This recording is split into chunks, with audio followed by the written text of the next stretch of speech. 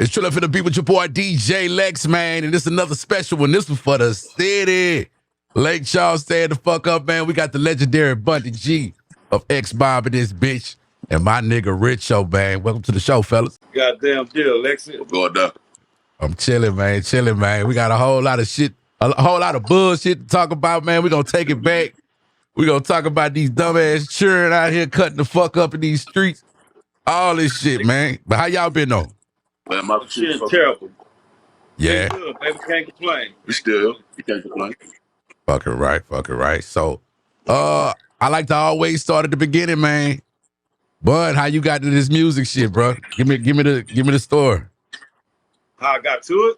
How you got into it? Like, give me the beginnings. It's a guy by the name of Eric Johnson. Y'all might know him by VI.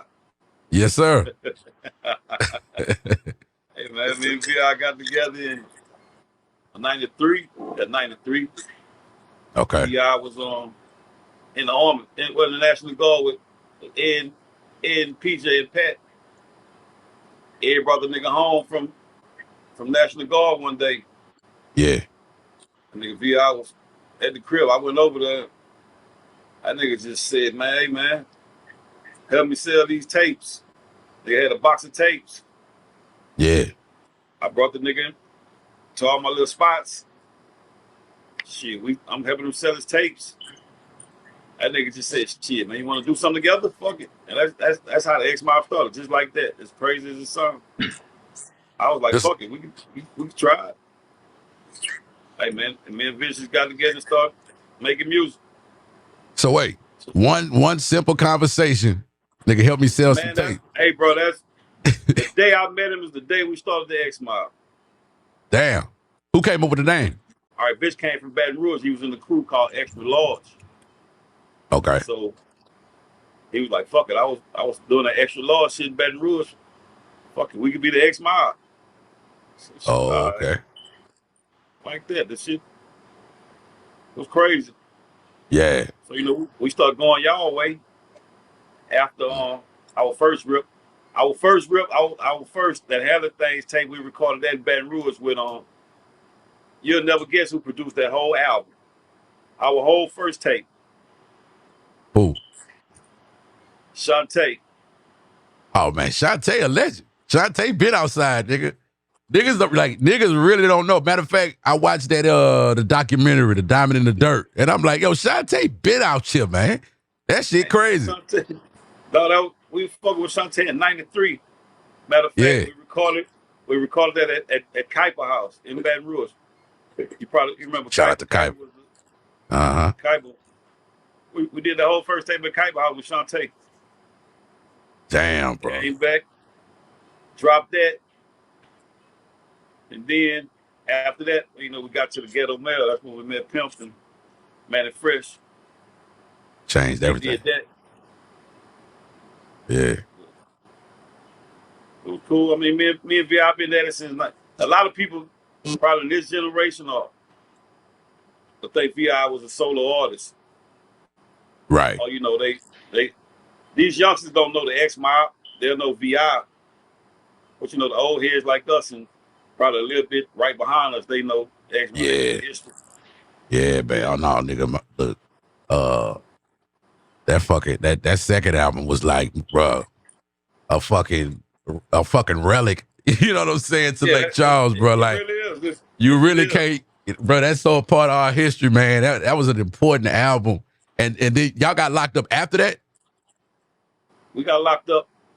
That album came out in '97, in June of '97. Okay. VI got locked up like 2 months after the album dropped. Gotcha. So we was never here. VI got locked up in '97, 2 months after Paper Chasing dropped. I got locked up 2 years after.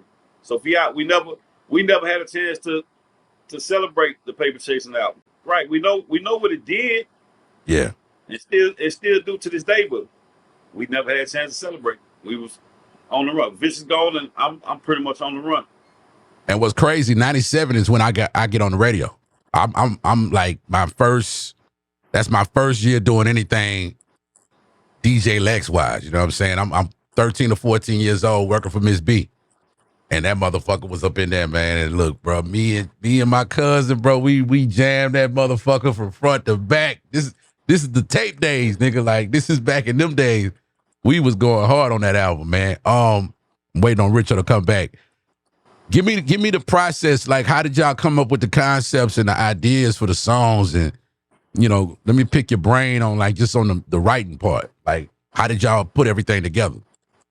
And man, all them records right there, from every record me and VI ever did, all that shit come from just our day-to-day living. Right. I could tell you a story, like, say for I-10, the song I-10. Mm-hmm. And man, me and VI was walking down the street. We walking down Moreland Street, I swear to God. Yeah. That nigga VI just say, man, I want to rap about the highway. I want to do a song about the highway. I say, huh? I looked at him like he was tripping. He's like, man, I want to rap a song about I-10. Like, all right, fuck it. Let's try it. Yeah. Got with who did that first I-10? Shantae did that first I-10. Just rapped about how the nigga was moving that dope up and down the highway. Right. Not knowing that bitch was gonna stick like that. Yeah. And for the most part, just if you listen to Xmob album, you know it's self-explanatory. Right. Hustling. Yeah. Yeah. Now, in hindsight, like you said, you didn't know it was gonna stick like that. Do you think y'all would have made a different type of album had y'all known what was to come behind that? You know what I'm saying? No. Wouldn't have did it no different. Wouldn't have did it no different. I like that. We probably one of the first ones who actually getting locked up for shit you talking about, nigga. But just not knowing. Right. When did y'all have an idea? Go ahead. When the day I got picked up, they brought me in for questioning. They had both of the albums sitting on the desk. This the Fed. Oh shit. Got both of the albums sitting on the desk. Yeah. I'm on some shit like this, man. I don't sell drugs. I rap for a living. Right. And the FBI told me, nigga, we know you rap, but there's some other money coming in. I said, oh man, the fucking head of the Fed said, you want me to rap I-10 to you? I'm like, nah, you ain't gotta rap that to me. Oh shit. Yeah. So that's what they was with us with that shit. Man, if you remember, Lex, like when we used to perform, what you gonna do when the Taz hit your block? I'm a bucket. Yeah. Hey man, everywhere we went, them laws would come to our hotel room or whatever and pretty much try to make us not perform that song. Right. So yeah, we perform that bitch anyway. Either they gonna shut our show down or run us like motherfucking in Opelousas. They came, escort us off the stage, escort us to the highway. We were doing I-10. What that lawman name was? Opelousas Kanye. Oh shit. He was the sheriff. Okay. Man, that boy came, turned our mics off. It was about 5-6 carloads of laws. Told us, man, ain't no cocaine in the back of the ride around here, man. Y'all got to go. Kicked us off stage. What's the spot y'all performing at this time in Opelousas? We was at the Yambalee in Opelousas. Damn. And the people came, took us off the stage. Police escorted us to the highway. Told us, don't come back. So let me ask you this. Let's take it a few steps back. When Vicious asked you to help him sell tapes, had you ever rapped ever in your life? No. So how did you, that's what I want to know. How did you get to that point? Nigga. I always knew in my mind, because I always loved rap. Right, Man, right. I could do the shit. I knew I could do it. Hey, and one thing about VI, he would always tell me, nigga, if this is something you want to do, you got to do this shit. I was scared because I'm in my hometown. I'm like, man, people ain't gonna look at me because they know me one way. Right. You know, in your hometown, man, that's fun. That's a nigga from the project. That nigga a dope dealer, man. Bottom line. Right. So I'm thinking they ain't gonna pay attention to no rap, but the shit worked. They paid attention. Hey man, we riding around selling tapes. I swear to God, I'm bringing this nigga to all my spots. Yeah. Introduce him to all the people I fuck with. I'm like, yeah, this is my partner, man. He fuck with that rap. He in the National Guard with Ed and them. So, you know, buy this tape, nigga. Buy it. I bullshit you not. My partner, Charles Welcome. Mm-hmm. I say, Charles, come here. We pull up. We pull up to the park in the projects. I say, Charles, come here. And Charles came over. I said, hey, man, buy this. And nigga bought that. He bought that motherfucking tape, looked at it, flung that bitch across the park. Said, nigga, I don't want to hear this bullshit. Hey, man, I swear to God, I'm looking at it like, bitch, you stupid bitch looking like. Come on, Now wait, bro. what tape? What tape is that at the time? What tape is Vicious selling? That was on what Vicious first album was. Come on, Richo, man. What Vicious first album was, man? The one with jealous ass nigga on there. Going for my props. You talking about with going for my props. That's Vicious first album. Going Okay. for my props. Yeah. Okay. Damn. So he ain't get no respect on the first sale. Nigga bought it. Nigga bought it, man. Charles, you gotta know Charles. Charles a wild nigga. Man, Charles flung that bitch across the park. Then he just said, I'm just bullshit. Hey man, and that day on, me and Vicious just rolling around. Hey man, everybody except the Vicious like family, bro. Off the rip. Right. I was just telling her. I was telling my homeboy, I say, man, I ain't know the nigga was from home until I moved to Lafayette. I'm like, what's this Homer shit everybody talking about? yeah. That's snag. Yeah. That's snag. Yeah. Hey, man, Vish went from, I'm gonna give you his timeline. Vish went from Homer. Okay. To Baton Rouge when he went to Southern. Okay. To DeQuincy where he met his wife at. Gotcha. That's when he got in the National Guard. Okay. Once he got in the National Guard, that's when he met Ed and PJ and Pat at. So he got cool with them, and he just started coming home with them. Right. He met us. Yeah. So he was just in. Right. Hey man, once we got together, I was talking to his sister the other day, his baby sister Kanal. I said, man, me and Vish's relationship was different because we just clicked off the rip. It's like we skipped the friendship part and just became brothers just off the rip. Yeah. That shit, yeah. I said, that shit don't really happen too many times in a lifetime. Mm-hmm. So when you the nigga all day, every day, y'all do everything together. Then you go on a mission. You fuck around, start doing some shit that actually start working. Now you really doing something. You making history, not even knowing it. Right. Right. And so we just got stuck together, and it is what it is, man. So let me ask you this. So, all right, y'all got the second album rolling. You start the first album. The first album comes out. Ghetto Mail. All right. Y'all got that rolling. You not thinking to yourself, damn, like this shit really happening. Like just the rap part. I'm a rapper, people fucking with it. We doing shows all over the place. Like, what's going through your mind at that first sold out show?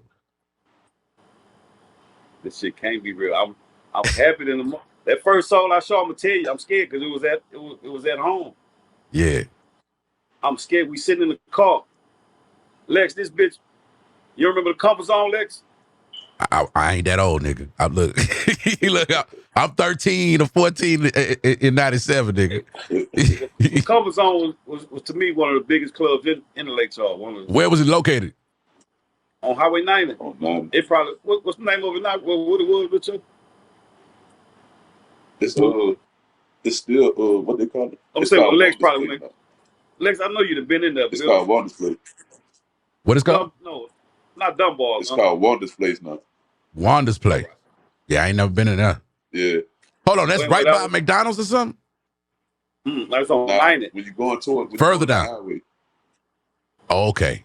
Yeah. Oh, okay. I'm tripping. That's not even 90. I'm thinking about. That's broad. All right. I'm sitting in the car. They're scared as hell. Yeah. I'm thinking, man, they not gonna fuck with me. Not with no rap. Right. That nigga say, if you get through this night, you're gonna be a rapper for real, bro. Come on. Lex, I'm smoking so many shit. I'm throwing up outside, nigga. I'm throwing up. I'm so nervous, bro. Yeah. Hey, man, we walked in that bitch. That music started. I seen the hands go up. They fucking with us. We rocking that hoe. Yeah. This it, bitch. We rappers. Yeah. Now let me ask you this: what's happening around this time? Who else is doing the music thing? It can't be too many people at that time. From Louisiana? Yeah. You got Ghetto Twins. Well, no, I ain't talking about them. I'm talking about like in Lake Charles. Like who else is fucking with? It's nobody. Nobody. No. Damn, nigga. See, I was like the first to really pop this shit off. Yeah, we the first one to pop it off in the lake. God damn. So, Rich, when you get in the mix, Rich? Man, if you want to be technical, Bundy Bitch was already on the road. So I fell into the situation based off the Troublemaker. Well, first, it was the Diamond situation dealing with Nicky Schultz. Then Right. Ernest Glow dealt with the situation with us. Then Bundy Bitch took us on the road. Like we did our thing based off the Xmob. You know what I'm saying? They grabbed the whole of us. And we just, started going on the road with them. But the Troublemakers consisted of like 15 dudes. Cause if you want to be technical, bro, like when the Troublemaker situation started, I wasn't really a rapper at that time. Right. Like, but if you remember, like if you remember Sherry correctly, they had a song called "Bounce Shake Roll Your Way." I did a dance to that song. Oh shit. So as a matter like hold on, a dance like Jubilee. You was what you was on? You know how. Hey, Rich always been a dancer. About this. I guess they wasn't there. Huh? What'd you say?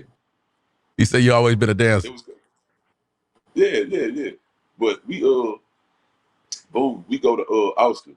You know what I'm saying? We had a show with the Xmob. As a matter of fact, Screwing was out there that night. Okay. And they did the song, but I did the dance to the song. And I see the females go crazy off the dance. So I'm like, whoa.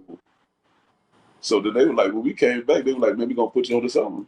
I ain't gonna lie. One thing about one thing about Bud, one thing about Vish, you know what I'm saying? One thing, even about Slice, bro, they embraced us with open arms. Like, they didn't have to do what they did for us. They didn't have to bring us on the road with them.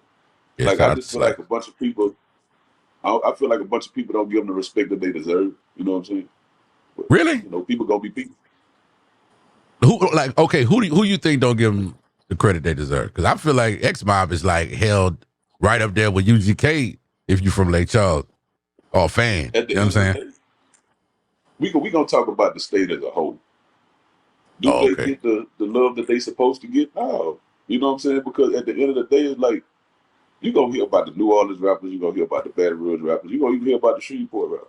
Right. Nobody, talk about what they built in Louisiana, you know what I'm saying? Like, right, and Xmob is before all of that.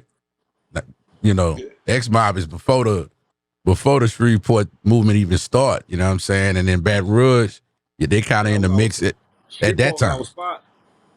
Yeah. What club y'all would perform at out there? What it was? Nigga, Jabba Jaw used to bring us up there. Jabba Jaw. Yeah. Yes, sir. Jabba Jaw used to bring us up there. Nigga, Shreveport, Alexandria, kept us up there, boy. So how y'all got y'all name like out there like that? Like give me the marketing behind the whole Xmob movement at that time. Shit. The marketing was motherfucking the streets. Right. Word of mouth carried everything back then. Right. Yeah. And the main thing was people knew them niggas living what they talking. So it was that played the big factor in that shit. Right. But when you think about that, that's almost unheard of. Once you get to dropping them records, hey man, Slide D made the Xmob. I tell that to anybody. Come on. Nigga, Slide D played us on the radio so motherfucking much, it was a shame. And what station is that? Which one Slide was the program director? The one that left it. God damn, Lex, you remember Slide D? No, nigga, I'm a baby in Lake Charles I'm just Slide was over Vinny. Which one Vinny was? Oh, 95. Okay. Slide was the program director. Damn. Okay. See, I wasn't moving around like y'all gotta understand, man. I'm a kid and I'm in places I ain't supposed to be. So all right. Yeah. That's why our connection come in with Vinny B and Slide D at. Okay. Basically, matter of fact, we was all neighbors in Lafayette. We all lived a couple of houses down from each other in Raintree. Okay. So, hey, Damn. man, you turn on that radio any given moment, you're going to hear rolling through the park all night. Yeah. Slide detail, every DJ coming there, play it all night. And you know what's crazy? I don't know what was Miss B and them messing with y'all at that time? Who? Yeah. Miss She was giving y'all good rotation at that time? I mean, I know I was, but I wasn't supposed to. I got fired like every week. Hey, man. Playing y'all shit. We went to Miss Black after Sly had the Blues up in Lafayette. Right. Miss That's how it happened. Miss Blackwell still ain't she ain't want to play us. Yeah. Hey, man, we went to this woman radio station one night. Me and Vis talked to her personally, like, come on, Miss Blackwell, what's wrong, man? Yeah. Come on, man. It's the perfect record for the radio, man. Because she knew us personally. Okay. That's, you know what I mean? So right. that was playing a part in her decision, like, man, hell no, man. Nigga, hey. What? That woman started playing that record, boy. That was it. She gave us a chance. Yeah, man. When we got through talking to her, she felt all pain. Like, come on, man. We tried to do something different, man. We got Slide, we got Lafayette, everybody else playing it all day. You the only one that's not a good look for us. We right here. Right. That woman gave in and started playing our music, man. For real. What did you feel like it did for y'all as a group? Because you already got the streets buzzing, and then the radio just kind of solidified, like this is the real deal right here. Hey, man, once we did Rolling Through the Park, we felt the difference, Lex. Yeah. We knew it was real then, because when we show up to our shows, you got old people in there, young people. They just wanted to hear that. They just wanted to hear that one song, bro. Yeah, man. And that song really got us through every door we need to get in. It was that song. That's why I tell you about it. That's my baby. That's our baby right there. That song, it got us in there. Right. So y'all doing shows everywhere, statewide. When do the labels start trying to, try to get at y'all? Like, what was the situation with that? When once we hooked up with Pimp, that's when it got crucial. The labels start coming at us. But by then, Pimp really guiding us through it, telling us, don't do it. Don't do it. Y'all don't need to do it. Wow. Of course, we're going to listen. We're going to listen to him. Right. He knows. Yeah. Because especially what they going through with Jive, they've been fucked up with Jive ever since the day they signed. Yeah. So we damn sure want to be in that position. Right. Because I think they still signed the Jive, right? UGK is still a Jive property. And never got no money for it. Wait a minute. Nothing? Hey, man. Nothing. Pimp used to tell me, like, I've been signing Jive since I was 16, 17. I never got a check from them people, boy. Never. Bro, that don't even sound legal. They've been in debt. They've been in debt since the day they signed. Gotcha. They never came out of debt. So, okay, because labels have to recoup everything. So you talking about from way back, from the first album. And the first album is really critically acclaimed today, but back then it wasn't that quick. That the success hadn't happened yet for them. They were more regional than anything. Man, Pimp the winning Jive with pistols and everything. That nigga really did that shit. That nigga went up held people hostage, man. Wow. That's why he hustled so hard. That's why he did the features, did the shows, did the beats. Right. That was they had to hustle. But good thing they was cold enough, so it worked out for them. Right. Really. They never got what they deserved, but they got it. Right. You know what I'm saying? Yeah. In the long run, man, they went down as probably one of the most legendary groups of all time. And I put that Bun B murder verse against any motherfucker from New York, hey, and I'm talking about your legends, man. I swear to God, that murder verse was the verse, nigga, of hip hop to me. You know what's so crazy? This what I tell you about Bun B. I asked him one day, I said, what's the code? In my mind, I'm thinking murder. said, what's the coldest verse you ever wrote, Bun? That nigga said, I'm thinking that nigga finna say murder. That nigga said, oh shit. Don't fuck up my childhood, bro. That nigga said, I ain't wrote it yet. I said, huh? But a motherfucker. I ain't wrote my coldest verse yet. That was that nigga answer, man. I'm not mad at him, though. I'm not mad at him, bro. Bro, that verse there, man. I mean, I'm talking about, bro, any legend from the East, any legend from the West, dog, ain't nothing touching that murder verse, bro. That murder verse is... I say it's one of the best verses. It's one of the best verses ever. I say that. But I tell you this much. This how much.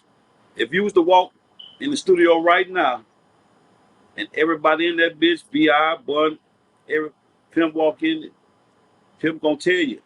This how he start the shit. Nigga, I got my money on V.I., nigga. Come on, man. I got my money on V.I., nigga. Yeah. That's how much he believed. That nigga, he one of the ones who believed in us for real.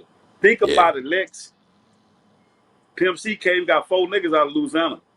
Yeah. 4 niggas. And Pimp is a music head. And if you don't know that, just listen to the beats and the way he put a record together, man. You gotta be a music rat that just sit there and listen to records all day. Because just the way he composed shit, he was a beast. Like nothing could fuck with him, man. No. Yeah. Hey man, that was the go-to guy for the tracks back then. Yeah. I mean, check the history. Right. Gave Master P his first hit record. Yeah. Gave Big Mike his first hit record. Mm-hmm. Gave us our first hit record. Yeah. They got multiple hits. You couldn't duck him. How did y'all meet Pimp? How did that happen? Like oh shit. It's one of them stories. Tell the truth, baby.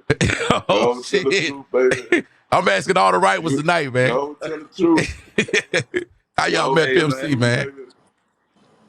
I'm fucking with this chick right from the hood. Oh Lord. Come on, man. This was after our first tape. Yeah. Vicious called me. Vish living in Lafayette, him and Ed at the time. Right. Said, man, come down here so we can start working on a new album. I'm like, shit, all right. I said, we're gonna fuck with it. He said, we're gonna go fuck with Fresh. I've been hollering at Fresh, man. Fresh and Baby, we're gonna go fuck with Baby and Fresh. All right. So I take the chick with me. And we get there. Me and Vish talking about what we planning to get on mail out. Man, the girl jump up and say, I know Pimp C. I be fucking him. Oh. I look at the bitch, I say, huh? Oh shit. I be fucking Pimp C. That nigga Vish say, call him. One thing about Vish, you not finna just tell VI anything. You gotta prove it to him. Right, and right. VI, this the house phone days. VI hand his hold a house phone, say, here, you know I'm calling, bitch. Come on, hey, man. That whole call, that nigga answered that bitch on the first ring. She must have had that fire. Hey, boy, so that's the first thing Richo said. That's the first thing Richo said. Hey, boy, first ring, nigga. She was a fool. Look. We gonna leave her nameless. Yeah. She tell her nigga, she said, man, I got my homeboys right here, they rap. And they want to do some music. That nigga say, who they is? She said, this is the first time me and this man ever spoke. Okay, bro. Now keep in mind, nigga, this Pimp, this UGK, they the hottest thing in the world at the time. Right. I say, man, what's up, man? This BUNDY G from Xmob. That nigga say, yeah, I heard it, y'all. Y'all niggas can rap. Okay. Y'all ain't got no beats, man. Y'all niggas need some new beats, man. Yeah. They broke the ice right there. I said, what's up, man? We trying to plug. That nigga say, shit, come to Port Arthur tomorrow. I'm gonna fuck with y'all. It's all right, bet. Hey, man, we in Port Arthur the next day. We record What You Gonna Do. And they gave us What You Gonna Do right there. Jesus Christ. And oh God, I swear, hey man, the nigga, we sitting at the Popeyes. Mm-hmm. Me and Fish eating. I looked, nigga was in a white prelude. He had his hat tucked hard. I said, bitch, that's that nigga, man. That's Pimp C right there, man. Yeah. We go outside, we chop it up, go to the house. Hey, man, that nigga smoking his weed. Yeah. And they got on that board. What you gonna do, nigga? We recorded that bitch right there in his bathroom. Damn. Hold on. Now make that make sense to me, because this is way before niggas really got home studios. Man, how the fuck is this happening? Pimp had a home studio, nigga. The fucking mic was in the bathroom, nigga. Why y'all in the? Oh, okay, so he had done padded it up. Like, how, give me the The bathroom was the booth. Hold on, man. Wait. What do he got? Hold on. What do he got to kill the sound? Like, what do he got to dead the sound in there? No, he got the bitch padded up. With what though? Padded up. Oh, so he had all the like the normal shit you'd have in the studio, but just in the bathroom. Yeah, that's fine. It was just in the bathroom. Yeah. Look at that nigga, man. He in the room. The room is the production room where he doing the beat set. Go to the bathroom and spit. That's where the mic is. That's hard, man. Niggas holler at the wall, say, "Hey man, do it over. Hey man, do it over." Nigga, this is way before his time. Had he known what the future was gonna be like, you know what I'm saying? Shit. But it was this though. After we did that record, he really started fucking with it. When he seen what it was, he never let go. From right there, he knew it. He knew it. These niggas here ain't bullshit. So now when did he find out about the street element? Like, you know, how authentic y'all was, like right away or? Okay. He knew that. Pimp started coming. He knew it. Yeah. He started coming to Lake Charles and fucking with us. Yeah. And he got family in Lake Charles, right? Or family around? Not Crowley. Family Crowley. Crowley. Okay, Crowley. Yeah. All right. Hell yeah. Damn. Now you remember the part on what that was when he said, "I'm coming back from Louisiana in the Fleetwood Lac." Yeah. I just heard them niggas. Yeah, he was talking about. I went and picked him up. I had a Fleetwood Lac. I went and picked him up. And try to sit back for me, bro. Try to sit back for me because we starting to lose you in the shot. Okay. There you go. And I'm going to zoom in. Yeah, when you said that, I went and pick him up in my Lac. We had to come do the radio version to What You Gonna Do. Yeah. So I said, "I'm coming back from Louisiana in the Fleetwood Lac. I just heard them niggas some shit to put the fiends on their back." He was talking about What You Gonna Do. He was talking about the song. And let's educate the kids today. You know what I'm saying? Because today they can record a whole song on their phone now. What's the process back then to record a record? How long that first session was, bro? That first session right there. See, this is what we used to do. That session was hours. That was hours, boy. Yeah, I know it was. Hours. Right. And once you do that, bitch, you just leave that bitch on the board and you come back and fuck with it days and days later. It wasn't no, man, we'll do a record and just sit on that bitch like, once we recorded that motherfucker, we'll sit on that bitch about a week or two and still, if you got to go tweak something, go do it. It wasn't, you got to think, back then, niggas was dropping once a year. Yeah. Nigga drop, hey, niggas like E40 and them drop an album, man, they riding that whole damn near 2 years before they drop another one. Man, that's the whole year. Yeah. So you gotta give it your best. Right. So when you do that song, that motherfucker, it ain't finna come out right now. You can always go in there and tweak it. Now, what are y'all recording? Like, okay, y'all recording and everything is going on what? Is it reel to reel? Is it ain't that reel to reel? See, these kids don't know about that reel to reel, man. Tell them what that shit is, man. Real to real. Tell them what that shit is, though. Hey, man. And the cold part about them real sounded better, boy. Yeah. Fucking right. Sound way better. You dealing with analog, you dealing with like, bro, it's a totally different sound. And I used to watch them mix. You know, they break down every instrument in that motherfucker, everything. And we call that tracking out. All right. So what he's saying is this nigga, if the cymbal on one track, the snare on another, whatever other instrument, you gotta play all that shit in one by one. Damn, bro. And what about when you fuck up reel to reel? Y'all was using razors back then? Yep. Yep. So how did a nigga punch in? If you had to punch in, you just had to do your shit over? You gotta do that whole motherfucker over. Boy, you gotta do that whole motherfucker over, boy. Hey, let me tell you what's so crazy about that. That whole process, you had to be a dope motherfucker to want to do all that shit. Man, you could not be a lame nigga. Hey, man, take me back to the top. That's what. Take me back to the top. You gotta get that bitch right. Yeah. Yeah, man. Fuck. Thank God for computers, bro. Because, bro, so, okay, if you're thinking about that, you said it took hours to do one song. Hey, man, imagine a whole album. Pimp was the first nigga to fuck me up. You know how Pimp you do his echoes? Yeah. Nigga, Pimp will say a word, I swear to God. Once he say that bitch, and they go fade away from the mic. Keep saying that, keep fading from the mic.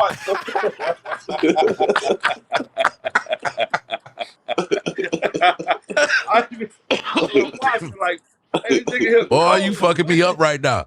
Hey, come on, man. Hey, bro. That's how niggas did their echoes. Just fade away from the mic. Bruh. Pimp C, man. The studio sessions, dog. They could just do a documentary on that shit. I know it's some epic shit went down like that. Man. Pimp and Vish stayed, August stayed finna fight. Him and Buck stayed finna fight. Man, I was a handful, man. Motherfuckers don't know what I went through dealing with this man on a day-to-day basis. Nigga, give us some stories, nigga. I want to hear some shit. After we recorded Mob and Die, we waiting on Pimp holding us up. That's the last song we waiting on to get mixed. Right. So Pimp on the road, move. Pimp on the road, so he ain't got time to do it. Right. This call is man. I bullshit you not, flashing out on him, going off. I'm on the other side, phone telling bitch, man, chill out, bitch. You about to fuck up our chance, nigga. You about to fuck it up. Yeah. Say, you know what? Fuck it. I ain't doing it, nigga. Fuck you. I grabbed the phone. I said, come on, bro. Don't do that, bro. Don't do that, bro. Yeah. Hey, man, Pimp said, I tell you what, when I get back, I'm going to mix that record, and I ain't fucking with that nigga no. Like, all right, cool. Man, them niggas, damn. Man, Pimp and Vish just stayed at it. When was the first time they got into it? Like, what was the first time like? Behind Mob and Die. Wow. Behind Mob and Die. Because Vish wanted that record right now. Pimp on the road. He said, man, I can't do it right now. Nigga. Yeah. So they argued. Oh, when they face to face, it's always arguing. VI was always in his mind, bigger than life. Damn. That was always his attitude. That was always. Bro, that nigga delivery was insane. You knew he was that nigga when you first heard him? I look at it different. Okay. I knew he would see us when it's your partner. We never got the full effect. I can't tell you how you feel about the Xmob. It don't register to me like it'll register to you. Mm-hmm. This is shit we living it, we doing it, so I don't get the full effect really until it's all over. Gotcha. I look at it different now. Right. Me and Vicious go at it all day. We go at it all day. Yeah. He always telling me, nigga, I'm better than you. Nigga, I'm better. Nigga, fuck you. You ain't better than me, nigga. Come on, man.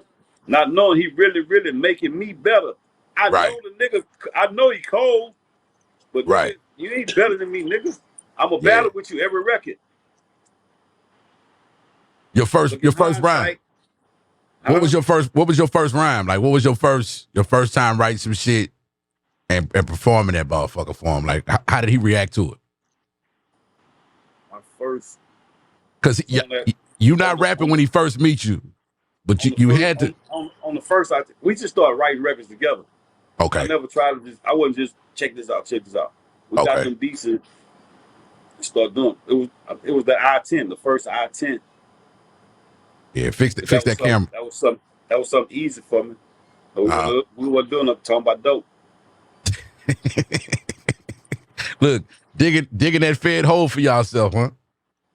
Digging that hole. Bruh. And look, you know what's crazy? You said the cop wanted to rap the shit for you. Rap the shit to you. That fed told me. That's so wild that he know that bitch word for word like that. I say, man, out of all songs, I'm saying to myself, man, this nigga talk about rapping I-10 to a nigga. Nah, I'm straight, bro. Only these niggas, hey, now hold on. Let me ask you something, bro, because you know we got a lot of that going on right now. Looking back at it, were y'all dry snitching on y'allself? How do you categorize what ended up happening with, you know, them hearing the album and then connecting the dots with the street shit? We told on ourselves.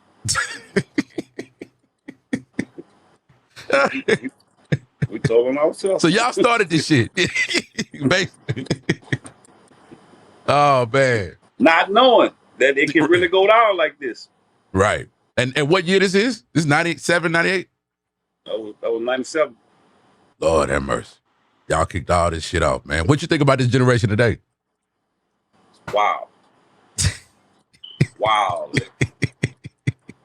Knowing what you've been through and everything like that, man, why you think it's like this now? The drugs. You talking to me, but both of y'all. I'm glad you want to answer that first because we talk about it every morning. But I'm saying, how did it get here? I mean, they wasn't on drugs when they was born, hopefully. I mean, you got a lot of good kids wanting to be street niggas all of a sudden.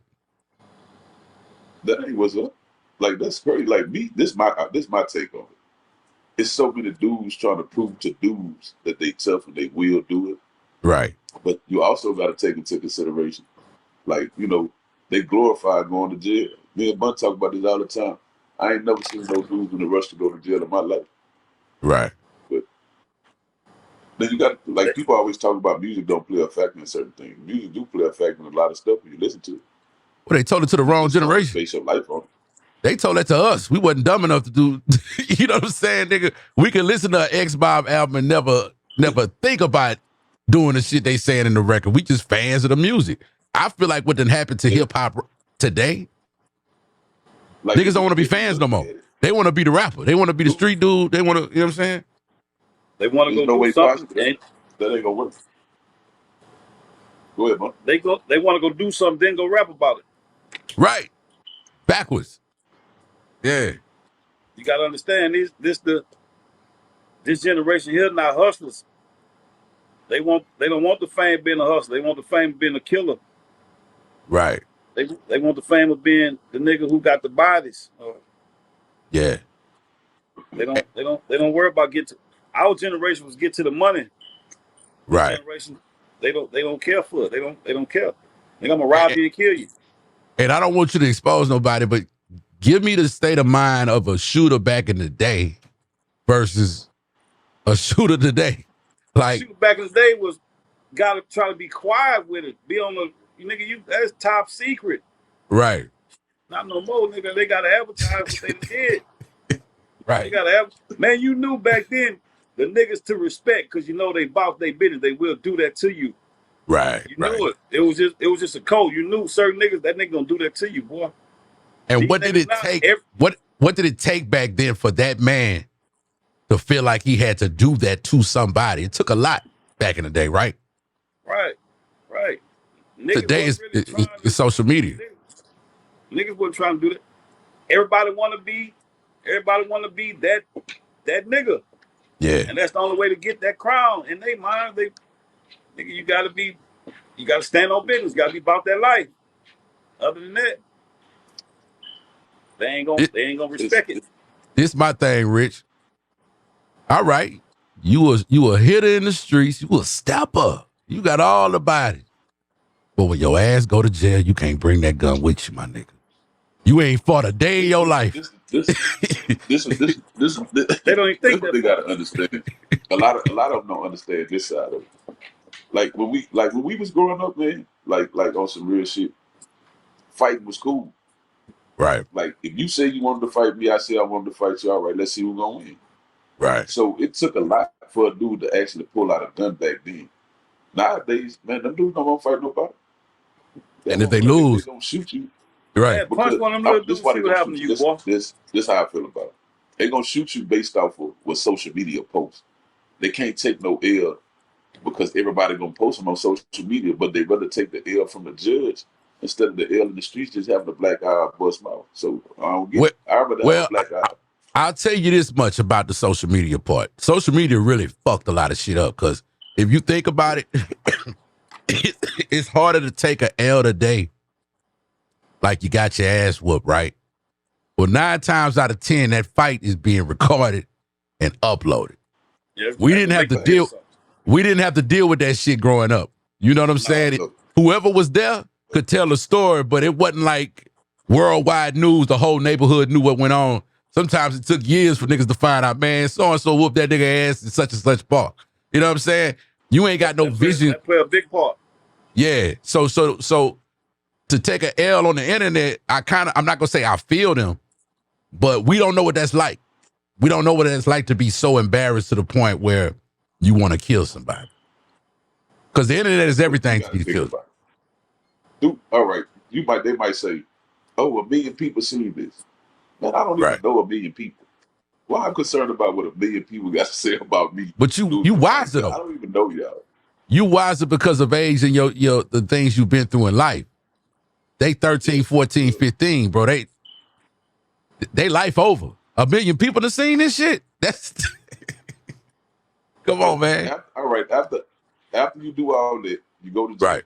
You go to jail. Like me and Bud talk about this all the time. You the toughest dude in the world on the streets with that gun. But when you go in front of that judge, you gonna pass out when he give you what he give you.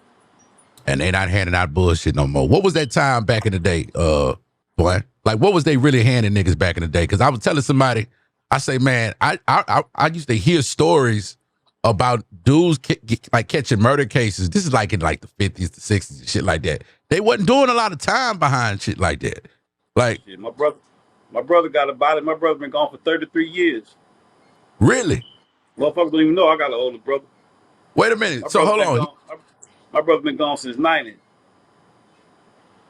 Now, well, yeah, 90 is when shit got crazy. But I'm talking about before that. Like before, you could stab a motherfucker and not see a whole lot of time behind that type of shit. No. It's certain cases. Like I say, they gave my brother 55. Wow. 55 for a killer. And some niggas was catching bodies. Some niggas catching bodies back then. 10, 15 years. Right. It was just different cases. Yeah. It's still pretty much the same way. Like, it depends on your jacket. You got a bad jacket. Mm-hmm. You catch your body, they're gonna stretch you out. Right. On some real shit, nigga killed my son. Nigga got 9 years. Wow. 9. And when that happened?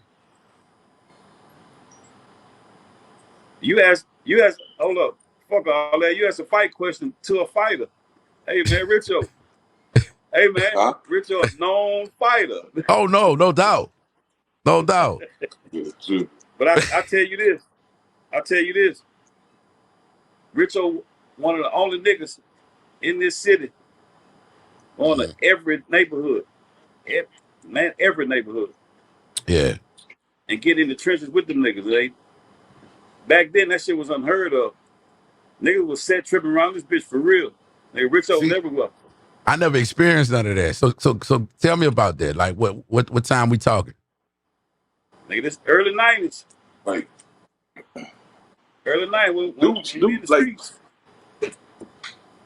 It was just at the end of the day, like Lake Charles is like any other place, bro. Everybody got their own hoods, you know. But back then, people actually stood on what they stood on. Like if you from Gosport, I'm from Fisherville, you car shop, all that. Like, dude, because it was family orientated. So right. Dudes actually stood on what they stood on. But my thing is, like Bun said, like I ain't signed up for that, but it just so happened to be like, man, I'm not gonna stay in my neighborhood because somebody say that I can't go to their neighborhood and the girls in y'all neighborhood. Is you crazy? Thanks. Yeah. Man, I'm going to everybody's neighborhood. Whatever came with it came with it. I wasn't tripping. But you know what's crazy about that? Lake Charles is all fucking related. Like, I don't understand how you can, you don't understand, like, how you gonna set tripping y'all cousins? Like, I don't understand that shit. That's what it was. See, this the thing about that. We cousins, don't get it twisted, but y'all stay on the wrong side. Just like people feel like I stayed on the wrong side. So cousins, we gon' box it out too. Because you over that's your partners over there. Like dude you rock with every day. I probably see you twice a month. We kin, but we not kin, if that makes sense. So that's crazy. that's just what it was. Me and But Richo not supposed to be partners. stuff that we went through. What'd you say? What? Me and Richo not supposed to be partners. So Richo, Rich, I'm from Gosport. so y'all traders to y'all neighborhood. If we back in the early 90s. That's it. Man. I would think. I mean, I never been on that type of time. That's just how it was for real, nigga. But you think you were like that because you was hustling? I mean, you was basically the go-to man. Right. Yeah, but I just stayed in my hood. I wouldn't fuck around in my neighborhood. Not Oh, really. damn, it was like that back then? Yeah. It was like that for real. Wow. It was like that for real. Like you hey man, Gosport and Fisherville just didn't get along. Hey man, that's just what it is. We don't like you. We don't like you. Don't even know you. We don't like you. So when that changed? Shit, it's still going on. Damn, it's just not as bad. Honestly, I can't say this right here. Like it did kind of change a little bit once the troublemakers came together because it was dudes from different hoods. And we actually showed people like if you from a different hood, we still can come together, but you still had to go through the process of all right. Just because we were 15 dudes that were together, that don't mean it was still safe for you to go to somebody else's hood. Because I know a lot of dudes used to tuck their tail when they were trying to go to somebody else's neighborhood. I ain't gonna say no name, but I know a lot of dudes like that. But at the same time, as time went on, everybody learned how to embrace each other because we really didn't like each other just based off of what hood you was from, not knowing you as a person. Yeah, you just didn't like because you were from another hood. Man. All it was. Lex, them boys catch somewhere, them niggas gonna jump on your motherfucking ass, man. See, I ain't deal with none of that, man. But I guess because it was the radio shit, I'm a nice guy, and I'm green to that shit. I don't know what's going on. Like I'm going to holler at my dogs, Mice in Fisherville. Like what's happening? You know what I'm saying? We DJs, nigga. We ain't on that bullshit. That's you, because you're not from here. I'm from Lake Charles. I couldn't do that. Right. I'm a known Gosportian. I ain't got no business over there. Yeah, nigga, I grew up right there on Commercial. You heard me? All right. Yeah. Yeah, I was outside, but we was, my reality was completely different to what was really happening around me. We just, creative soul. I'm in studios as a baby, man. I'm talking to niggas like y'all as a kid. I can't say this. Huh. Lex, you did get a taste of it. The only thing you got to do is just let your brain play back a little bit. When you was in Festival City, you saw it. You just didn't see it in the streets. You saw it in the club. But I never felt like I couldn't talk to anybody. I never felt like I couldn't talk to everybody. Yeah. But you was good. I don't think nobody ever looked at you as, oh, Lex from this spot, Lex from this spot. I don't feel like looked at you like that because of the field you in. But to actually see it with your own eyes, you done seen it a bunch of times in the jungle. That's all I can say. Yeah. That's crazy, man. So today, man, what is Lake Charles looking like today, Rich? I know you do a lot of stuff in the community. You probably know better than me and Bun. What is looking like out there? Honestly, bro, like I know a few people, bro, they out here, trying their best to help with the youth. You know what I'm saying? Like I'm talking about from the women to the men. But my thing based on that is I don't feel like it's fair to women to have to step up to the plate to do what men's supposed to be doing pertaining to what's going on with the younger dude. Talk that shit, Rich. So at the end of the day, it's like I hear people talk a lot on social media. I see a lot of people post a lot of different things on social media. Yeah. And I tell this to Bun all the time. I say, bro, the only thing people doing is talking, especially the quote unquote politicians. Y'all just want to vote. At the end of the day, how many of y'all going out there to the neighborhood and talking to the kids that y'all saying y'all want to say? Getting dirty with it. But y'all getting down in the trenches with it. Yeah. They sit in their office in their comfortable chairs talking about they want to save the kids. But they don't put their boots on to go step in the hood and go try to save the kid. Like we went feed the homeless one day. Okay. I ain't gonna say no names. I talked to a couple of people. I was like, well, when y'all leave from over here, where y'all go? It was a simple question. They were like, oh, we go home. I said, but y'all going home, and y'all was just talking about saving some dudes that's 5 minutes around the corner. Right. That y'all could have went that way and go try to save the dudes that y'all talking about. I'm not just dudes, the females too, because I ain't gonna lie. The females kind of a little more gangster than the dudes now. So now they trying to Yeah. prove to the females they harder than them. The male trying to prove to the female they harder. This is crazy, bro. But I Yeah. feel like a lot of stuff can get done if people come together as a whole instead of Right. just, oh, we gonna do this over here.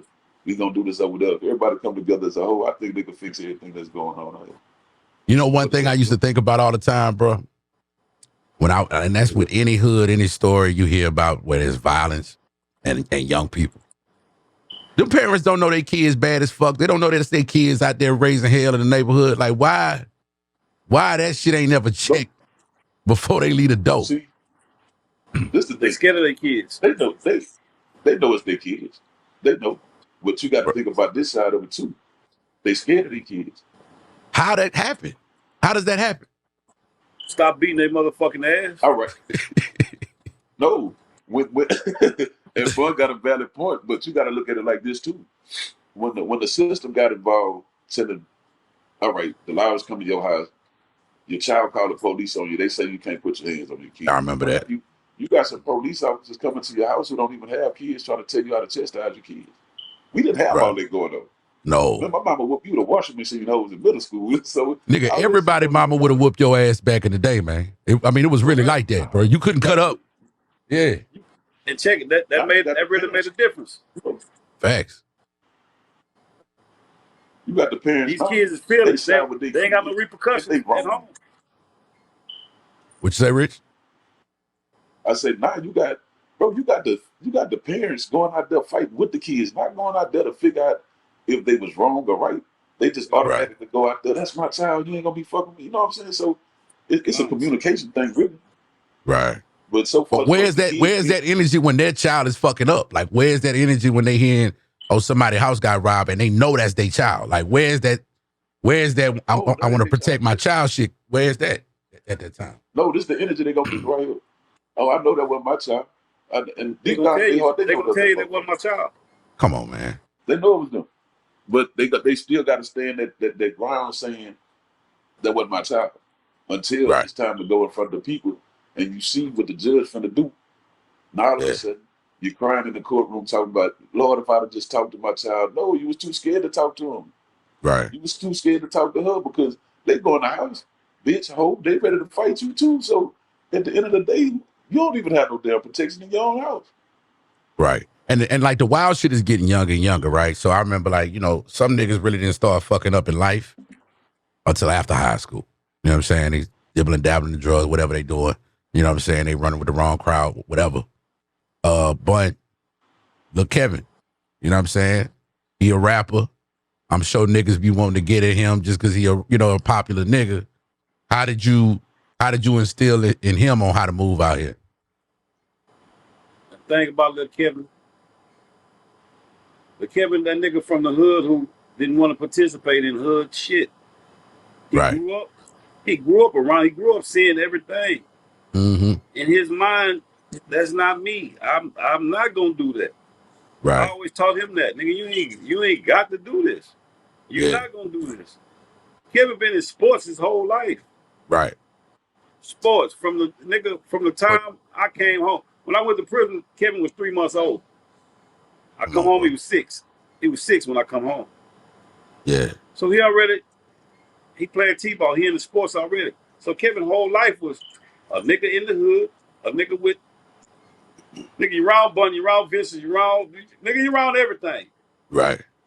What the fuck I got to do it for when I asked my daddy, nigga. Right. I asked my uncle. Yeah. I asked any nigga in the hood, they gonna look at, I don't have to do it. So I can focus on school, I can focus on sports. Yeah. Man, Kevin got 2 degrees, man. You know what kind of mind it take to have that type of focus and be a young person and not want to be your daddy? Like, I love Boosie to death, but Tootie want to be Boosie, bro. Like, let's be real. You can't do it. He want to be his daddy, dog. And you know, I hope Boosie's situation turn around for him, but we can all look at Tootie and see that he's not. He's not. You know what I'm saying? He shouldn't even be trying to go in that direction, bro. When you don't have to go that route. Right. You don't have to, man. And Kevin understood that, man. I ain't got to do that shit, nigga. Hey, man, Kevin whole family, hey, man, this whole family into it. Right. Yeah. Nigga, I ain't got to do it. I'm finna call my cousin. Somebody gonna give me some money, nigga. What the fuck? Right. If my daddy tripping, nigga, my cousin gonna give me some money. My uncle gonna give. Right. So that was his leeway, you know. But hey, man, the nigga really he from it. He just didn't do it. Right. But when you saw I him feel like this. wanting to get I involved feel with the like rap. this. If he did, nigga, I failed as a father. If he did, what the fuck am I? Come on, man. I failed. Let me tell you something. We don't give Webby enough credit, bro. Webby, Webby a crazy Webby. motherfucker, but he know how to stay out of jail. He know how to keep his kids. Yo. Hey, man, I'm a diehard Webby fan. I love Webby. I was never. Yeah. I mean, you know how it is when you're a group. I was never a Boosie fan like that. I don't dislike it, but I chose Webby on the music. I like Webby. Yeah, Webby. You know what Webby gave me? Webby was like, believe it or not, out of the two, Webby was more lyrical. To me. Webby brought it. He brought it lyrically, and Boosie had the delivery. Like, just like Bun had got the delivery and the voice. Right. Bun had the lyrics. That's Pimp had the voice. Yeah. That's Bun and Pimp, man. All day. It's simple mathematics. Yeah. This was always my kick in the rap game. This was my role. When you catch niggas with VI and got a voice like that, right. At some point, Lex, they need a break from it. The listener need a break from that. Right. I'm the break. I'm VI break, but I'm still handling my business. Right. So that's what made our chemistry so good. Bitch, they gonna get tired of hearing you rah. They gonna get tired. Yeah, man. And that's just it. And you coming from a different side of that what I call the street element, right? So you bringing in your the things you have dealt with in life, and you putting that in your lyrics. And Vicious, who is one of the greatest storytellers in rap, to me, I'd put him of all time, bro. Because hey, we talking about him. Vicious. You got three different Vicious, bro. You got one who hard on the hoes, who gonna lift them up and throw them right back to the streets at the same time. We talk about that all the time. I don't like it when they call you a hoe. You up and tear you down. You ain't got shit. You ain't about shit. Sit your comment there. You ain't. I don't like it when they call you a hoe. Right. I don't like it when they call you a hoe. You know, I'm just telling you this. You just call her a broke ass. B.I. was a real emotional dude, bro. Yeah. He was really emotional. So Vicious would pull that shit out on him. Man, if that nigga wife or girl or whoever done fucked him up, then somebody cheated on him or something, he just gonna hurt him and he gonna bring it to you on the record. That ain't my hoe. Yeah. Whichever move them women to put him in, that's what y'all finna get. I want to say it was him. What was the barber name, bro? The barber that was running with him. With Pop come to the station. Pop came to the station one night, man. I'll never forget it. He said, Lex, I got 2 records. You tell me which one is the one. I forgot what the second record was. I forgot what the first record was, but the second record was I Don't Like When They Call You a Hoe. I say that's it. That gotta be the single. You know what I'm saying? It had the perfect everything about it. Just the melody and the storytelling and what was old girl named? Brandy? That was Brandy on the hook? Brandy on the hook. Did a great job with that shit. I'm like, man, they got everything it need for radio. And look, this is before you got niggas doing the Ja Rule and the Shanti. Like, every time I hear that record, it remind me of what Murder Inc. did with Ja Rule and the Shanti. It was like the same recipe. You know what I'm saying? And I knew that record was gonna kind of show another side to him. Now that was his second solo. That was Vince. That's what I'm saying. The second solo. So okay, I want to ask you about that. So whenever he decides to do the solo thing, are you still in jail? Yeah, I'm still gone. Okay, so that's why he does the solo project. I didn't come home to after all that. Okay. You talk about the that's what he matter of fact, nigga, I'm in the halfway house. All them niggas them niggas came to the halfway house to see me. Yeah. I'm so crushed. Nigga. Everybody got on Kobe Bryant jerseys. Them niggas finna go. They had a show that night. Nigga, I'm crushed. I'm fucking crushed, nigga. Yeah. I'm locked in this bitch. You niggas finna go rock. Nigga, And all through that, I'm telling you, from ball like Kobe, everything I wasn't on that walk like a G, and nigga, I'm back and forth to prison. I'm in and out of the hell while I'm fucked up. Right. How you feeling at that time though? Like, that's your partner out there doing it on his own. I'm happy as fuck because I see VI is something different now. That bitch done made it. Mm-hmm. Hey man, Vish was booked every week, nigga. Yeah. Vish booked. All I'm hearing is Vish. Damn, this bitch done pulled it off for real, man. Which album you fuck with? Which album is your favorite out of the two though? The Ball Like Kobe or the Ball Like Kobe. Ball Like Kobe. Yeah. He raw. You gotta understand, Vish. Ghetto male vicious. Right. Raw. And younger. With a younger mind. He's hungry. Right. He's hungry, Lex. Yeah. That Ball Like Kobe, he fresh out of prison. He raw again. He hungry. Yeah. You get two different animals. Now you ask these niggas around here in Lafayette, man, they swear to God that Walk Like a G album is Walk Like a G. Coldest shit they ever fucking heard in their life. They, you know what I'm saying? That's they won. Yeah. See, we can't they that Walk Like a G album was hard. Oh no, it was hard. It was hard, but I'm saying like I felt like Ball Like Kobe just showed another side to him to where, like I said, that storytelling was just. Kobe showed, nigga, I'm a rapping motherfucker, nigga. Yeah, no, you know what I'm saying? You got to think about it. He just coming home and made that out. You feel what I'm saying? So that was a whole bunch of motherfucking shit he had to let out on that motherfucker. That was a whole different album right there. Like, man, I've been locked up all this time. I got something to say. So right. The day Vicious leaving, right? I'm across the street from Vicious, right? Okay. Vicious at Beaumont Low. I'm at Beaumont Camp. Okay. So I'm working yard detail. So that day I knew he was going home. Mm-hmm. I drive my tractor to the stop sign, like to exit the prison. Yeah. Nigga, I'm bullshitting around like I'm working on the stop sign. Bitch pull up in the limo. That nigga roll the window down.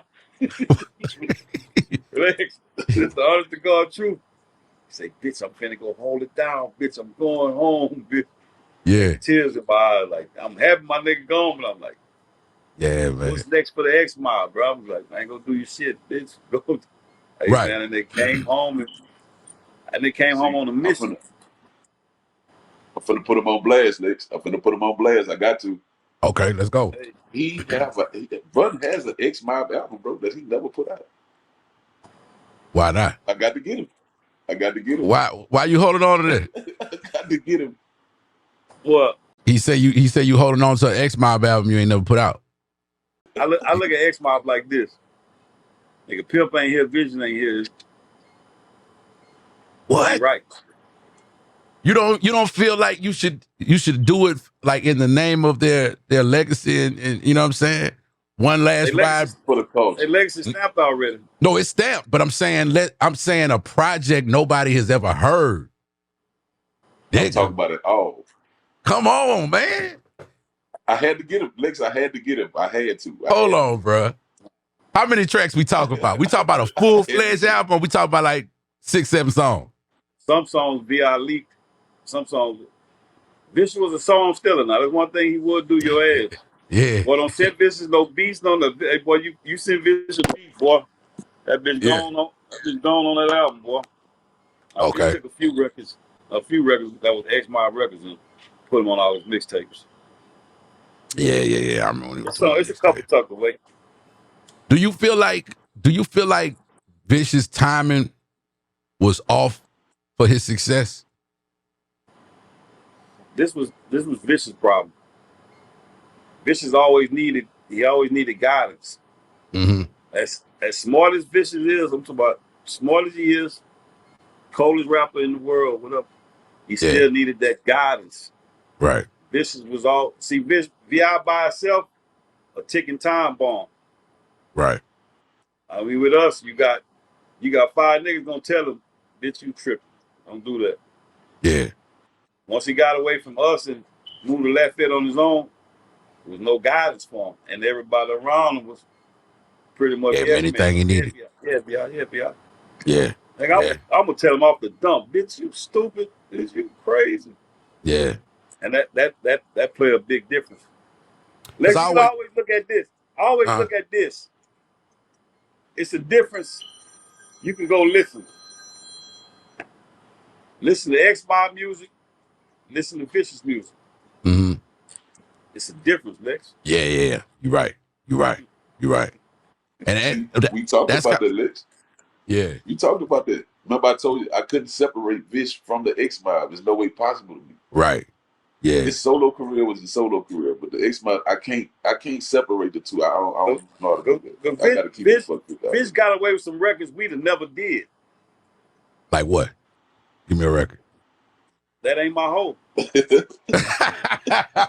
But hey, let me tell you something about that record there, dog. Because I was there for the whole shit, all right? Bruh, that record is still played to this fucking day in these clubs, man. These children is saying the lyrics and probably don't even really know who Vicious is like that. I'm talking about these 18, 17, 19-year-old kids in the club, dog. They don't even really know Vicious like that, right? But that is their shit. Why you say that couldn't have been an Xmob record, man? We recorded that in Port Arthur. Wow. We're gonna do some Xmob shit. We Vish and Pimp C in there. We in the studio. Wow. Vish said, man. Vish said, I got the song I'm gonna do. Vish played that hoe. Me and Pimp looking at him. That nigga spitting that bit. He spitting it. He rapping it raw to it. Oh, okay. Pimp say, man, you tripping, man. That's some mixtape music be out, man. We ain't on that shit, man. But it's a classic, though. Hearing you say that, it's like... In hindsight now, yeah, it is. Yeah. Now. But right there in that studio, nigga, me and Pimp right there. Vish wanted me to get on it. I said, man, you crazy. I ain't getting on that shit. Man.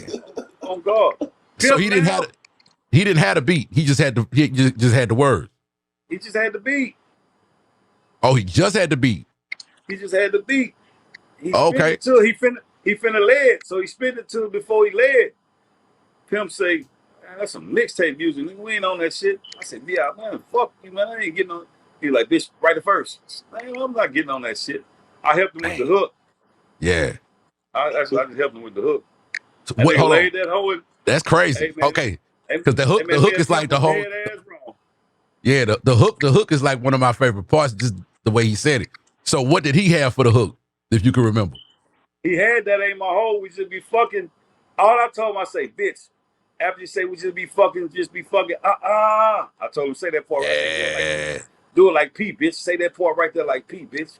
That ain't my hoe. Yeah.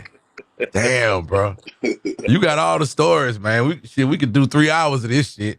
Yeah. It's a million fucking stories, man. Okay. One of my favorite records y'all got, that Mob or Die, man. Give me that studio session. That's in Atlanta in Two Short Studio. A lot. Pimp did the beat. Yeah. This is when Pimp was living in Atlanta. Okay. Pimp did the beat. They had to go to They had to go to St. Louis, meet Nelly.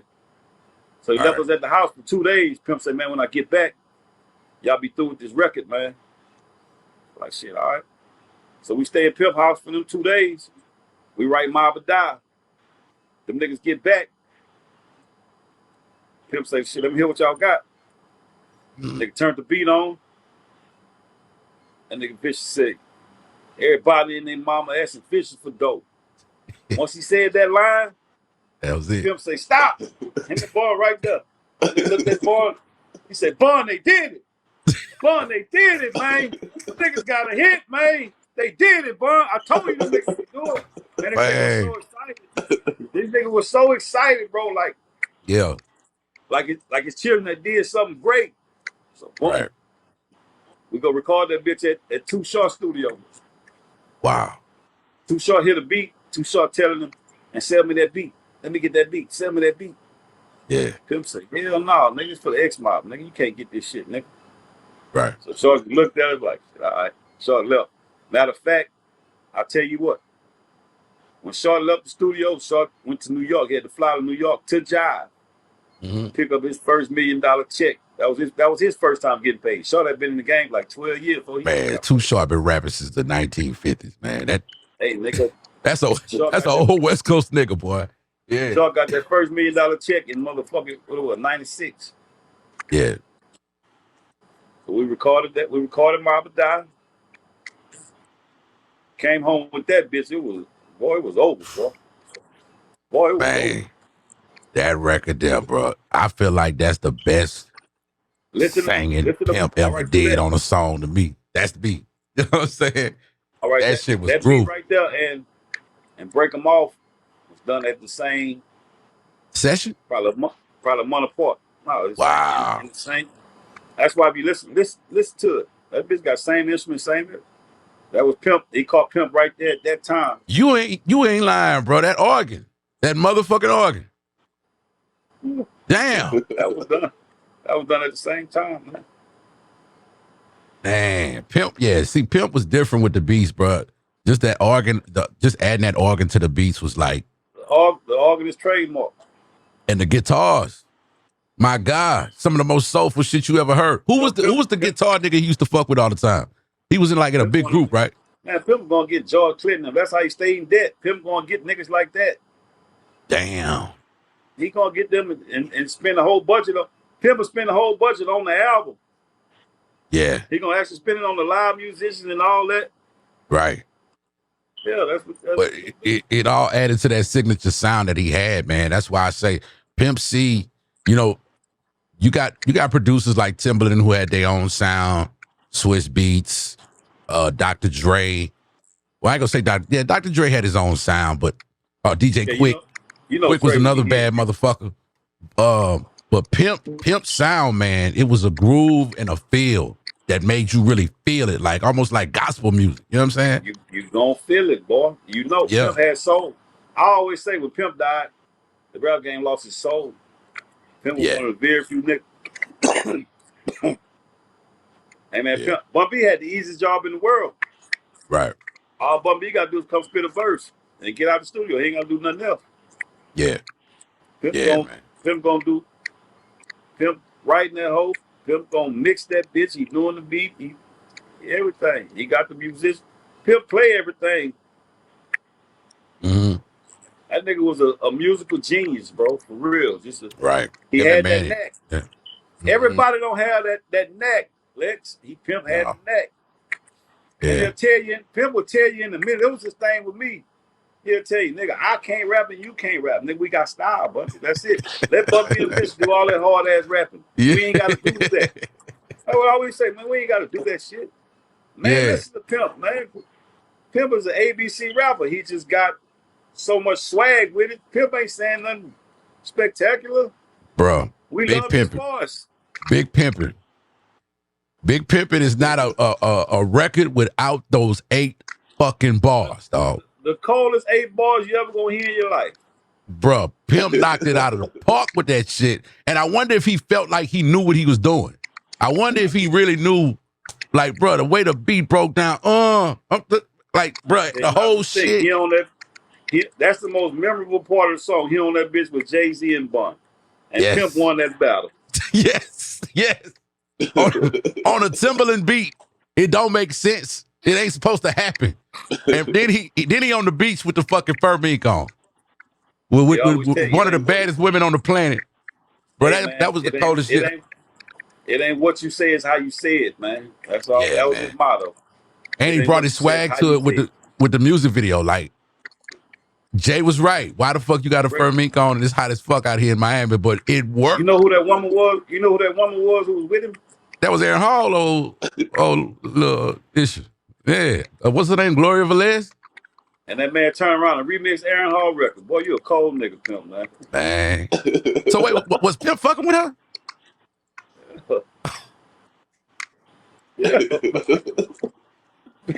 Damn. Oh, damn. Oh, Aaron, man. Hey, man, we in the studio in Atlanta. Yeah. It's a fat nigga sitting on the couch. Right. Pimp don't want to let him in there with us. Okay. Fuck that is. Jazzy Faye, but he wasn't Oh, Jazzy Faye. He was. that's another one. Yeah. Jazz, another one. He ain't let him in there with us, man. Pimp ain't fuck with Jazzy? Man, he fucked with him, but Jazzy was sitting in the front. The nigga stand there till I get to doing what I'm doing. Wow. Yeah, Jazzy Faye, another one of my favorite producers. Pimp handled that. He handled everybody like that. Yeah, man. I remember the first time I met him. Let you be with Pimp and motherfucking Snoop Dogg walking that bitch. He gonna treat you better than Snoop. Oh, okay. Yeah, so he solid. He's solid in the studio. That's what's up. First time I met him, man, he was asking Dovey who the little short chick was with some red hair, man. Old Coke bottle Sean, man. Pimp was eyeing her at the Delta. I remember when I first met him, man, he had just got out of jail. And that nigga came to he loved him or yellow women. Yeah, he did a show at the Delta Grand. It wasn't that packed, but he came in. I think it was like Dobie's birthday or some shit. Man, that nigga did a whole show for that boy, bro. You know what I'm saying? Like Dobie. Matter of fact, I think I'm trying to remember who was behind the board because it looked like Dobie was on stage rapping next to him. It was the dopest shit ever, man. I got to see him up close in person. Yeah, Pimp was a motherfucker, man. Oh, my dog. One thing about it, let me tell you. Nigga, you can't tell me nothing about Bundy. That's my motherfucking twin. That's my nigga. I don't want to. So who had a better relationship? That's why him and B.I. stayed arguing behind me. Yeah, okay. I think Easy Leo was on stage with him that night. Dope was DJ. Nah, Dobie. I don't know if you remember, Dobie got from behind the board that night. Because it was Dobie's birthday. I know for a fact Easy Leo was on the stage with him. Because me and Fish was behind him. Yeah, man. Now, I always heard a rumor Birdman tried to sign y'all, bro. No, give me the story. How did Birdman find out about you? Fish and Birdman been best friends since they were kids, man. Wow. Wait a minute. Fish taught baby how to rap, man. Get the fuck out of here, man. Yeah, I was always Birdman will tell you, man, Fish is one of the only real friends I had. A real friend, Fish. That's how Fish got away with so much shit with baby. You gotta understand that we in the 90s going to baby house. Ain't nobody home yet. Right. We record that. We gonna fuck with Fresh at baby house. Vicious and Baby really grew up together. Okay.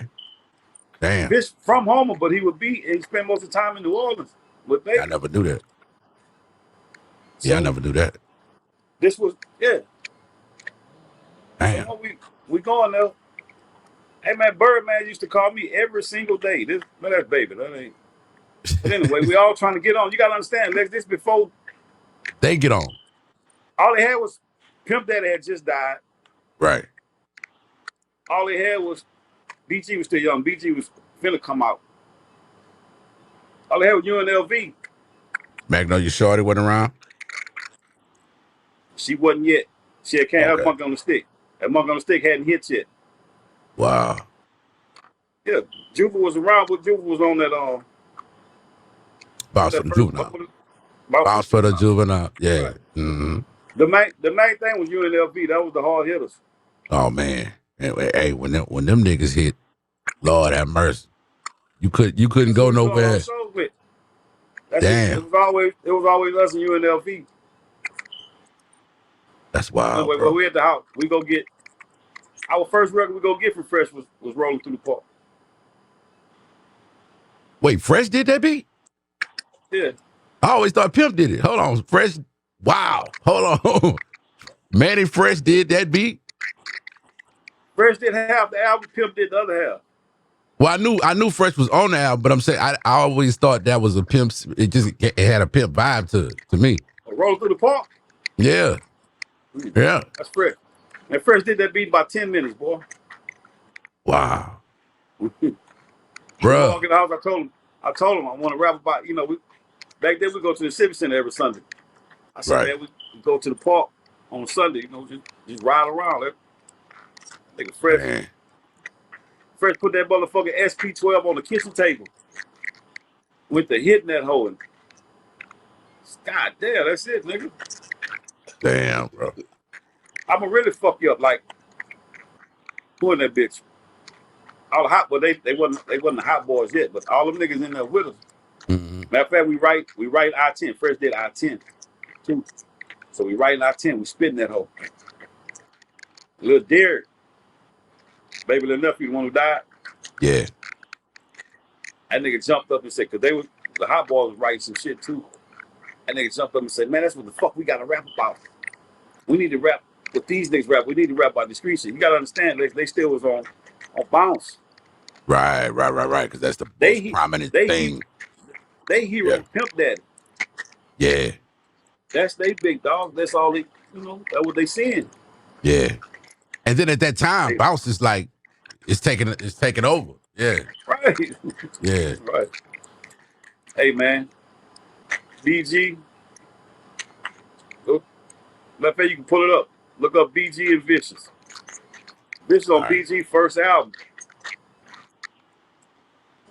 Oh, Hey, man, album. and BG down for my stacks. Oh, BG True Story. BG first album. Wow. So we really helped change the dynamic of what them niggas finna rap about. Right. And I was just about to ask you that earlier when y'all did the first album, and you know, you said that kind of like what led to you going to jail and all that shit. Like, it wasn't really happening like that. Like the real street niggas wasn't really rapping at that time. Like even if you go all the way back to NWA, I don't even think Easy really hustling all that much around that time. You know what I'm saying? The shit that fucked me up growing up to find out that Ice Cube wasn't really like that, bro. They just had the big debate about the Death Certificate album versus Biggie. And I'm gonna be real with you, bro. I kind of feel like Biggie didn't have a Death Certificate. Like, he didn't have an album that went that hard to me like Cube, bro. Cube basically held it down for a whole coast. You know what I'm saying? Yeah, like, so you choose Ice Cube over Biggie in that debate? Yeah. All right, tell the listeners why though. Look what Cube did, man. Cube did NWA, man. Them niggas changed the world, bro. Yes. You look at the impact Ice Cube NWA had on the world, bro. Now, made everybody want to be gangsters, man. Could an argument be had that Ice-T kind of came up in, you know what I'm saying? T was hard, but T ain't had enough hits to me. Right. But I'm talking about just hit after hit, bro. Yeah. I know T, them niggas OG. T kicked the dough in. He kicked the dough in for him. Yeah. And T had a couple of smashes. Now, Cube was something different, bro. Come on, man. Right. Them niggas took that shit and ran, bro. And I think they commercialized it. Ice-T wasn't he wasn't a commercializing artist at the time. Ice-T was too hard. Ice-T was one of the raw niggas. He don't know to be commercial. All he knows is what he doing. Right. Gang banging. Yeah, man. Speaking of gang banging, we're gonna take it back to Lake Charles for a second, man. That shit started to kind of like bleed into like damn near every city at this point, man. Where you think that shit coming from? Where these kids wanna bang like that? The internet. Man, these kids go off what they see every day when they pick their phone up, man. Right. They can't miss it. Yeah. So why not? We're gonna get to it. Young boy. Yeah. But Young Boy not gang banging though. Is he gang banging? He gang banging. Yeah. He got everybody want to be a stepper. Yes, he do. That is true. But he did step out and say, stop the violence. I mean, y'all don't feel like that was a good thing for him to do? Man, you done shift the whole culture. Too late to say that. He can't take it back, huh? Of course, he in the white folks' palm right now, so he got to say all the right shit. Right. He got to. What you think about that nigga career, though? Like, that nigga career is amazing. I ain't never seen nothing like it. Yeah. I swear. Man, that little dude is incredible. The father, that nigga that nigga got a cult following. They die hard. And they massive. They die hard, bro. Yeah. I tell him, young boy, I fuck with him. Little nigga cold, man. You ain't gonna come across too many niggas like that, bro, who just captivate the world. Yeah, bro. And that nigga got old folks, kids, babies. Hey, man, every artist can't do that, bro. White folks screaming, put that pussy on me. Man, come on, man. Man. Hey, man, you think Baby be tripping when Baby say he's bigger than Wayne, gonna be big? Man, that's the truth, man. Yeah, bro. That's the truth, bro.